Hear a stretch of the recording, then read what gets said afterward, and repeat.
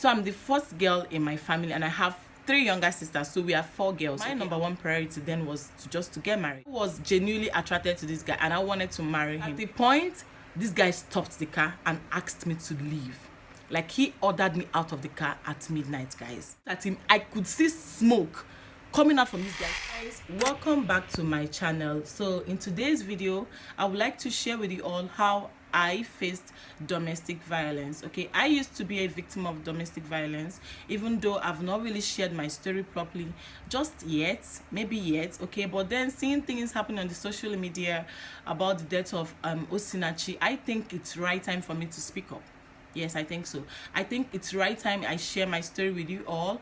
I think it's right time for you to leave that abusive relationship, abusive marriage, be it men, be it women, because I also learned that men are also bullied. Okay, men face domestic violence as well, just like women. Okay, so it's right time, whether you are in a relationship, whether you are married, know when to leave that abusive relationship, abusive marriage. It does not worth it at all.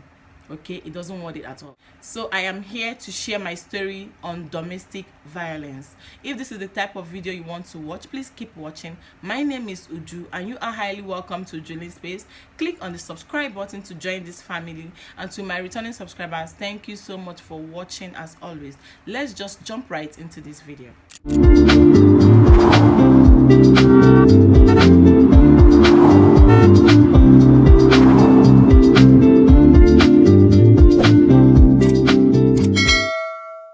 So back then, during my university days, I met this guy. Okay, yeah, like I got introduced to him by my cousin, and you know, he was not in the same state with me. Okay, I schooled in Anambra State, so he wasn't in the same state with me. So finally we got to meet each other, and you know, we started dating. My ideal man, okay, likewise myself, okay, because he told me that he liked me and he wants to marry me. So we started dating, okay, but being the fact that we weren't in the same states, we get to talk more often on the phone. Okay, we talk more on the phone. So this particular guy, you know, but I noticed something along the line. I started nagging a lot. I started, you know, quarreling a lot with him, maybe because of his personality, because this guy will always shout at me. He will always scold me. He will always, like, he is so aggressive. Okay, every time we're on the phone, I was always explaining myself. I was always trying to make him hear me. I was always on top of my voices, and I should be in my final year then in the university. And you know, one thing with Nigerian girls, I don't want to generalize it. Okay, one thing, I wanted to get married at most after school. I wanted to get married. Okay, so I'm the first girl in my family, and I have 3 younger sisters, so we are 4 girls. Okay, I wanted to leave that let's call it legacy. I wanted to be, you know, an example, good example. I wanted to just, you know, come out from school, get married, so that all my sisters will follow my footsteps. You get what I mean? So then marriage was everything I could think of. Marriage was, you know, one of the shots. My number one priority then was to get married. So I was in a relationship with this guy. You know, I wanted everything to work. So even though he nags a lot, even though you know, we quarrel a lot, I wanted it to work. So we kept on dating, and you know, we kept on talking on the phone. He sends gift down to me, you know, at special occasions, randomly. Okay, one thing that got me attracted to him the most is the fact that this guy is very churchous, if there's any word like that, like churchous. Okay, he loves church. This particular guy sweeps the church. Like, he leaves everything he has to do to sweep the church. He loves God so much. He's even in, you know, most of all this society in church. I'm a Catholic. Like, my parents wanted me to get married to, you know, from a Catholic family. You guys know, you know our what's it called, African mothers. You guys know what they always expect a lot, especially from the first girl. They wanted me to marry from Anambra State. They wanted me to marry from a Catholic home. So this guy has everything and more. Okay, being the father, for me, I feel is a born again. Okay, so I was genuinely attracted to this guy, and I wanted to marry him. But then his attitude, his character kept pushing me away. Okay, yeah, do you understand what I hope you guys understand what I'm saying. See, as I'm talking, as if you are there with me. I know you guys are here with me, so yeah, let me ride on.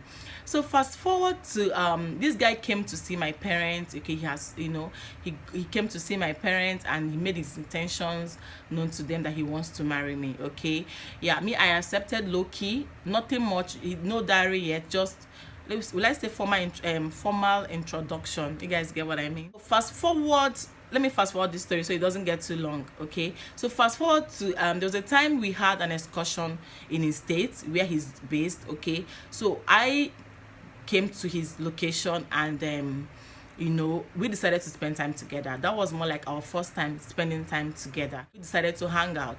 So there was, you know, shows happening here and there, so we attended one of the shows, and we were heading home around that should be 11:30, 12 midnight. Okay, towards midnight, guys. So you know, we got to a point we started arguing. I didn't really know, I can't remember the right words, I can't remember what I said, I can't remember how, you know, what provoked him. This guy was so mad. Like, he was so angry, he kept shouting, he kept talking. At the point I even talked back. Okay, I was like, no, this, you know, he kept on saying a lot of things. At the point this guy stopped the car and asked me to leave. Like, he ordered me out of the car at midnight, guys. He was like, leave. He had to stop his car. Okay, he was speeding. No, he had to give automatic brake. Shit. Get down from my car. That was what I heard. I was like, how? And I don't know anybody there. I don't even know none of my family members. Even if I have someone in the States, how do I communicate? How do I start calling the person around that time, midnight, that I was sent out from his house? How do I do that? Guys, I became confused. Okay, I didn't even talk to him. I was still there. He said, get down from my car, or get out from my car. I should get down from his car. I was like, where do I go to? I was still winding my mouth, thinking that this guy was serious. Like, he was joking, thinking that he was joking with me. When I now looked at him, it was more like smoke was coming out from his head. I'm not trying to make up stories. I'm not trying to exaggerate. Like, I looked at him, I could see smoke coming out from this guy's head. This guy was so angry. That's the level of his anger. I don't know if they call it rage. I don't know the right word, but this guy was so mad at me. That was the point I had to put myself together. I was like, Uju, calm down. Uju, just shut up your mouth. I just had to shut my mouth. I was just like this, looking at him. He was like, get down from this car. Get down from this car. I just paused. I didn't utter any word. I just had to, you know, I kept quiet all throughout, because I have to. So at a point, he waited like 15 minutes. He just kept on pressing his phone, probably to calm himself down. He kept on pressing his phone, and at a point, he now drove off. So guys, I traveled back to school. That was almost my graduation time. Okay, I was about to graduate from the university then, and then I decided to quit the relationship, because I noticed that relationship, you know, wasn't going to work. It was not going to work at all. So you know, after a while, he kept on calling me. I told him that I'm no longer interested. I can't deal with your anger. I know I can be annoying at times, okay, but the level of your anger is not what I can do. I can't even manage it at all. So I told him that it's over. Okay, at a point I had to call my younger sister, because he had my younger sister's number. He was begging my younger sister that he's hospitalized, right, that he's hurt, that Uju is hurting him, that he's going to die if he doesn't marry me, blah blah blah blah blah blah. That he has changed, okay, that he knows that I complain a lot about his anger issues, that he has changed. So that brings me to this question: do you guys think people change? Do you guys think, do you think people change? Do you think if I had given him the room, he would have changed? Do people change? Because I think this is the reason why a lot of women out there get married to abusive, you know, husband, get married to I don't know, woman beater, because they believe these people change. Okay, they believe yes, he's going to change. God is going to arrest him one day, you know, he will change for better. So I'm asking you right now, do you think people change? The reason why I'm saying this is, even my girlfriend back in the uni days, like, her boyfriend used to beat her like blue black.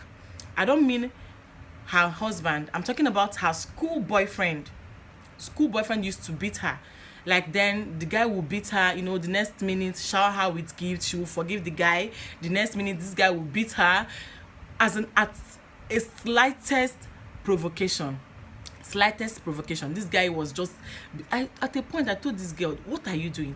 And I even learned after school that this guy proposed to her and she's accepted and they're married, although we aren't talking anymore. Okay, sorry guys. Although we aren't talking anymore. Okay, so I'm like, I don't understand. Me, I don't believe people change. Okay, I am not your mother to change you. I am not your God to change you. Okay, so why will you change? If you didn't change, you know, while growing up, why will I be the one to make you change? So I don't really believe that people change. That is my own opinion. I believe that this guy, you know, was actually waiting for us to get married before he beats my ass up. I know that this guy was actually waiting for me to commit fully to him before he starts beating me, because there's no way he won't beat me. Like, there's no way that guy won't beat me. There's no way. So please, I'm urging, using this medium to, you know, advise. I'm using this medium to beg. I'm using this medium to, you know, I don't know, like, I don't know the word. Please, if you know that your partner hates you, it's better you leave. You don't wait to live in debt. Okay, story of Osinachi, I'm trying to understand it, I'm trying to digest it, but I'm finding it so difficult to digest. A lot of people on internet says that, yeah, it's poverty, you know, when you have this poverty mentality. But at the point this lady became a boss, she had her own money. The reason why she didn't leave that marriage is what I don't understand. A lot of people have a lot of things to say about this whole thing, but then I'm still trying to understand it. Okay, please, I'm advising, be it your boyfriend, be it your husband, even be it your parents. Okay, at this point, I don't think people should stay around as in, I don't know, like, please leave that abusive relationship, leave that abusive marriage, leave it. You're not going to die. Leave that abusive relationship, abusive marriage. It's time to walk away. Okay, ignore what people will say. A lot of people will be like, yes, they used to beat me, I did not die. Stay there, let them beat you, you will not die. I've heard a woman tell her daughter, do you know how many times your father beat me? Did I die? Why will you not run back? That you did not die does not mean your daughter will not die. Okay, your destiny and your daughter's destiny aren't same. Your destiny and your friend's destiny aren't same. Please, it's right time you leave that abusive marriage. It's right time you leave that abusive relationship. It does not worth it. It does not worth it. This life now one, you know, day two, you know, get part two, only one a day. Okay, so I pray for Osinachi's family. I pray and I hope that they get the peace they deserve. I hope they get the justice they deserve. And as for Osinachi, I pray that her soul finds rest in God. Okay, and before I forget something while telling my story. My mom never supported that marriage. Okay, this particular guy, I mean the guy that was meant to marry, okay, this particular guy has everything my mommy wanted. Like, he has all the qualities that my mom desired. But the reason why my mommy's spirit does not accept him even up until today is what I don't know. Because at a point I asked my mom, I was like, Mom, why don't you like this guy? She said she does not know, but her spirit does not accept it. So this boils down to, before you get married, anything your parents says, just weigh your option. Wait, try to see through their eyes. I know sometimes our parents might be wrong. Okay, they are not God, they're just our parents. But of course, they're also gods that we have on earth. Okay, try to listen to them. You must not take whatever thing they say 100%, but try to see things the way they see things. Try to, you know, just see through them or see through their eyes. Maybe it might help. Maybe God was actually talking to my mom. Maybe, just maybe. Thank you so much for watching. Do not forget to give me thumbs up if you enjoyed watching. Subscribe if you've not. Turn on your notification bell so you don't miss out anytime I make an upload. I will see you all in my next video. Bye bye.